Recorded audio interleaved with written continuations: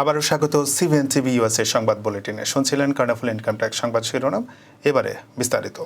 তারুণ্যের জয় গানে নতুনের আহ্বানে প্রতিপাদ্যে গ্লোবাল ভার্চুয়াল মতবিনিময় করেছে প্রাক্তন নটরডেমিয়ানরা।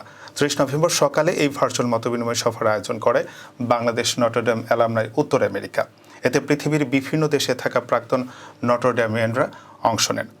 অনুষ্ঠানের সূচনা করেন বাংলাদেশ নটরডেম অ্যালামনাই উত্তর আমেরিকার কোষাধ্যক্ষ ইফতেখার আহমেদ। স্বাগত বক্তব্য দেন সংগঠনের প্রাক্তন প্রেসিডেন্ট ইবরুল চৌধুরী। সঞ্চালনা করেন সংগঠনের সভাপতি মেরিল্যান্ডের জনস হপকিন্স মেডিসিনের চিকিৎসক গবেষক ডাক্তার মোহাম্মদ নাকিব উদ্দিন।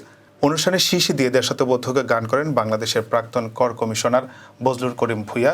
স্বরচিত কবিতা আবৃত্তি করেন ইঞ্জিনিয়ার আহসান হাবিব।